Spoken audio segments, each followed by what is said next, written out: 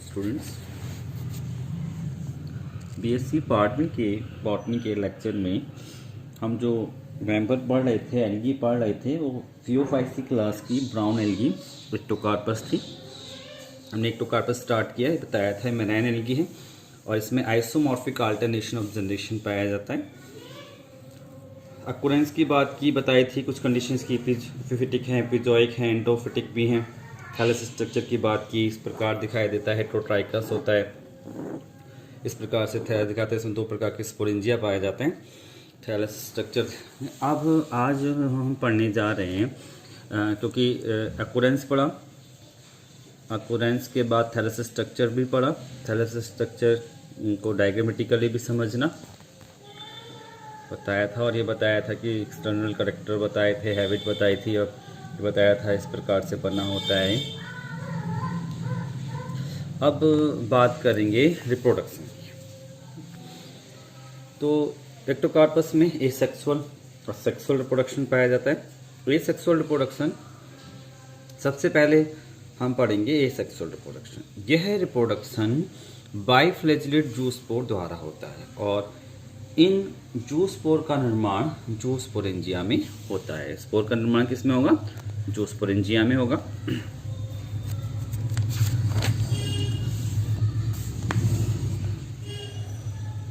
और दो प्रकार की स्पोरेंजिया होती हैं, तो दो प्रकार के स्पोर बनते हैं, दो प्रकार के स्पोरेंजिया होते हैं। जैसे एक यूनिलोकुलर स्पोरेंजिया होता है, उसमें क्या अंतर होता है? एक यूनिलोकुलर होता है, प्लूरोलोकुलर होता है। तो नाम से क्लियर हो ही रहा है कि जो यूनिलोकुलर स्पोरेंजियम होगा उसमें यूनिलोकुलर होगा, उसमें एक ही चैम्बर होगा और मियोसिस डिवीजन में हैप्लॉइड स्पोर बनते हैं। उसके हैप्लॉइड स्पोर के जर्मिनेशन से हैप्लॉइड सेल गैमेटोफाइट बनता है, गैमेट के अंदर गैमेट्स बनते हैं, जाइगोट बनते हैं, जाइगोट से फिर से डिप्लॉइड स्पोरोफाइट बन जाता है।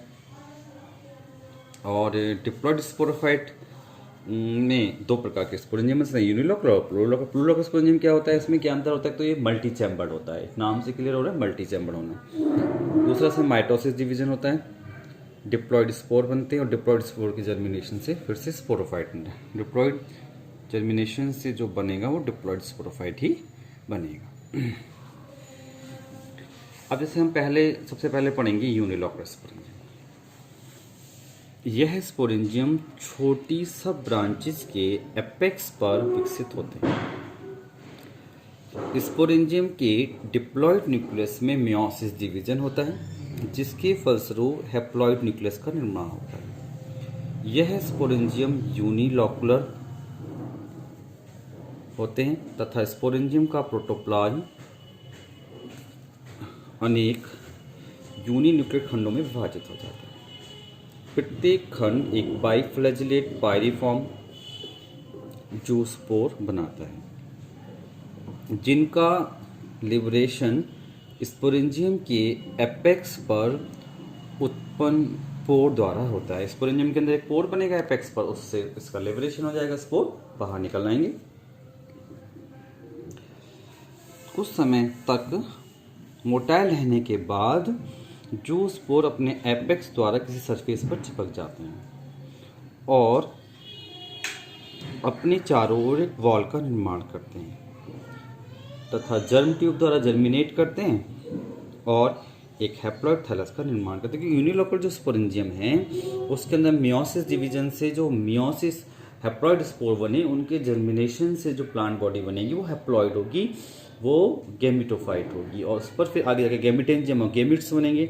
इसको हम डायग्रामेटिकली देखेंगे तो जैसे ये इसकी जो सेल है वहाँ से एक यूनिलोकुलर स्पोरेंजियम बना, इसमें मियोसिस डिवीजन हुआ और इसमें हैप्लॉइड स्पोर बन गए, इनका लिबरेशन हुआ, लिबरेट होकर ये जर्मिनेट करते हैं और जर्मिनेट करके ये जो स्पोर होते हैं इनको हम देखें तो बाइफ्लैजिलेट पायरिफॉर्म स्ट्रक्चर होंगे। किडनी के फॉर्म जो स्पोर हैं ये अपना डीफ्लैजिलेट हो जाएंगे, अपने फ्लैजिला गिराने के बाद डीफ्लैजिलेट हो जाएंगे और डीफ्लैजिलेट होने के बाद ये बनाएंगे, मतलब जर्मिनेट करेंगे। इसे जर्मिनेट करने के बाद फिर से इनका नया थैलस बन जाएगा। तो यूनिलोकुलर स्पोरेंजियम इस प्रकार से, जो यूनिलोकुलर स्पोरेंजियम हमने पढ़ा,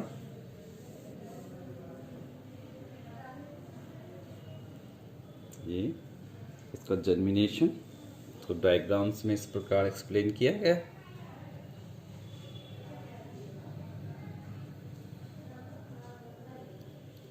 अब पढ़ेंगे प्लूरोलॉकर स्पोरेंजियम।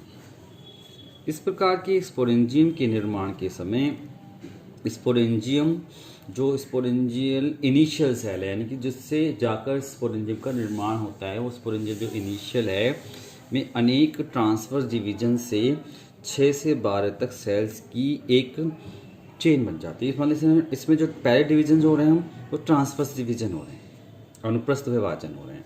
फिर अब इन सेल्स में फिर लॉन्गिट्यूडनल डिवीजन्स होते हैं। लॉन्गिट्यूडनल डिवीजन्स होने के कारण मतलब बहुत सारे क्यूब्स लाइक स्ट्रक्चर सेल्स का निर्माण हो जाता है ना, क्यूबोइडल जैसे वर्ग के आकार की सेल का निर्माण हो जाता है। और ये जो मल्टी सेलुलर स्ट्रक्चर हैं वो प्लूरोलॉकर स्पोरेंजियम कहलाता है। ये पूरा जो स्ट्रक्चर बन गया, बिल्कुल मल्टी चैम्बर जो स्ट्रक्चर बन गया, वही क्या है, प्लूरोलॉकर स्पोरेंजियम है। अब इस प्लूरोलॉकर स्पोरेंजियम में भी जूस्पोर का निर्माण होगा, लेकिन ये जो जूस्पोर जो होते हैं प्लूरोलॉकर स्पोरेंजियम के, वो जो इम्यूनोलॉकर स्पोरेंजियम के होते हैं, उनमें क्या अंतर बेसिक होता है, ये डिप्लॉयड होंगे, क्योंकि इससे जो डिवीजन होना है वो माइटोसिस डिवीजन होना है।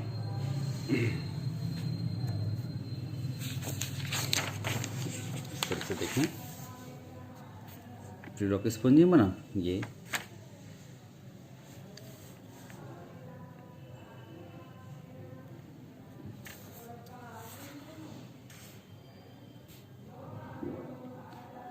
डायसिस हो गया,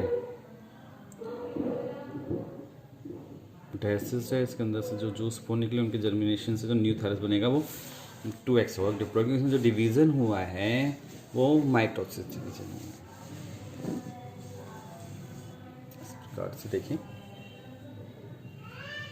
डायसिस दिखाया, जो एक चेक जिस स्ट्रक्चर जो स्क्वायर दिखाई दे रहा है उसके अंदर एक जूस्पोर बनाई, जूस्पोर इस तरीके से दिखाई दिया, ये डिप्लॉयड है, जर्मिनेशन किया, जर्मिनेशन से जो थायरस बनेगा वो स्पोरोफाइटी बनेगा, 2x बनेगा। तो ये हुआ इसमें ए सेक्सुअल रिप्रोडक्शन का मेथड जो यूनिलोकुलर स्पोरेंजियम द्वारा होता है और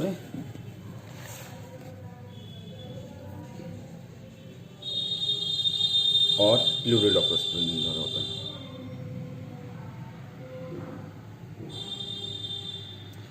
इस प्रकार के स्पोरेंजियम के निर्माण के समय मतलब जो स्पोरेंजियम इनिशियल है, अनेक ट्रांसफर डिवीजन से 6 से 12 सेल बनी, चेन बन गई, ट्रांसफर डिवीजन और लॉन्गिट्यूडनल डिवीजन हुए, और फिर क्यूब सेक्शन क्योंकि डिप्लॉयड स्ट्रक्चर है, इससे प्लूरोलॉकर स्पोरेंजियम का। और ये जो इसका प्रत्येक जो सेल है वो मेटामॉर्फोसिस द्वारा एक डिप्लॉयड बाइफ्लैजिलेट जूस्पोर में चेंज हो जाती है, और जो स्पोरेंजियम गलने डायसिस होने लगती है, डिजॉल्व होने लगती है, डायसिस होने लगती है, उसमें से स्पोर्स बाहर निकलने लगते हैं और जर्मिनेट करके फिर से डिप्लॉयड थायरस का निर्माण करते हैं।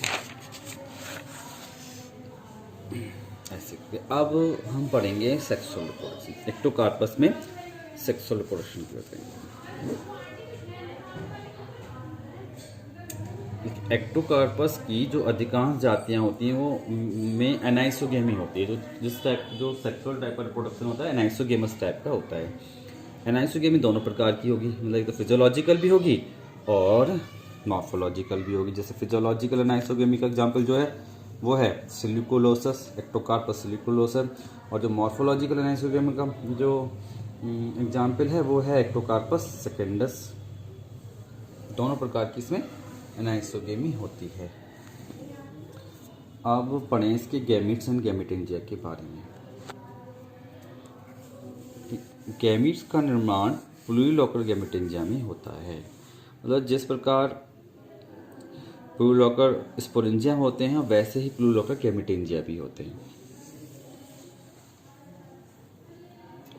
तथा गैमेटेंजिया का निर्माण गैमेटोफाइट्स में होता है।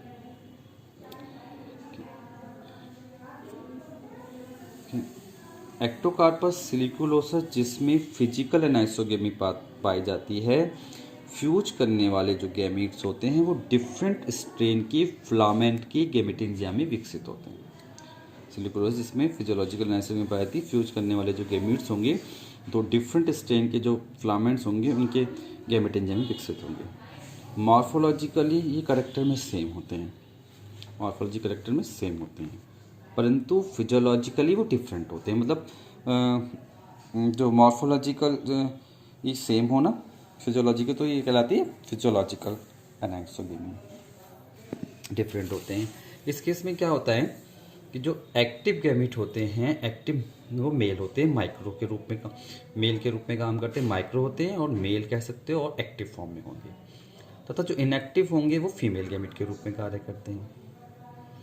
कि एक्टोकार्पस सेकेंडस जिसमें मॉर्फोलॉजिकल एनाइसोगेमी पाई जाती है, गैमीट्स डिफरेंट साइज के होते हैं। जहाँ पर फिजियोलॉजिकल में तो दोनों सेम हैं, बस उनकी फिजियोलॉजी डिफरेंट है, मेल और फीमेल की तरह बिहेव कर रहे हैं, मॉर्फोलॉजिकली सेम है। लेकिन जो सेकेंडस है, जैसे मॉर्फोलॉजिकल एनाइसोगेमी पाई जानी चाहिए, उसमें क्या होता है, वो दोनों जो गैमीट्स होते हैं डिफरेंट साइज के होते हैं और डिफरेंट टाइप के गैमेटेंजिया में विकसित होते हैं।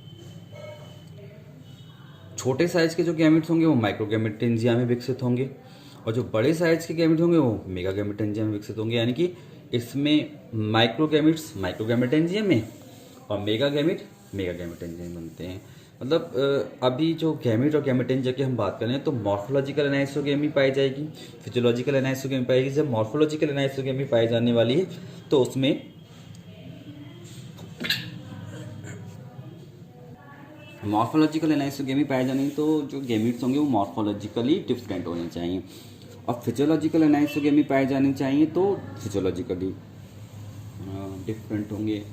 और फिजियोलॉजी में तो साइज सेम होगा उनका, क्योंकि मॉर्फोलॉजिकली सेम होंगे। और जो मॉर्फोलॉजिकल एनाइसोगेमी होगी उसमें माइक्रो और मेगा गैमीट होगा, माइक्रो गैमीट मेल गैमीट और मेगा गैमीट जो होगा फीमेल गैमीट हो। उनका मतलब अब नेक्स्ट जो, ये तो गैमीट और गैमेटेंजिया की बात होगी। नेक्स्ट जो पढ़ेंगे इसका हम फर्टिलाइजेशन, किस प्रकार इनमें मतलब फर्टिलाइजेशन कंप्लीट होता है उसको पढ़ेंगे। मतलब फिलहाल तो हम ये समझ सकते हैं कि जो सेक्सुअल रिप्रोडक्शन में दोनों प्रकार की एनाइसोगेमी पाई जाती है और उन दोनों की गैमीट्स के बारे में हमने पढ़ा।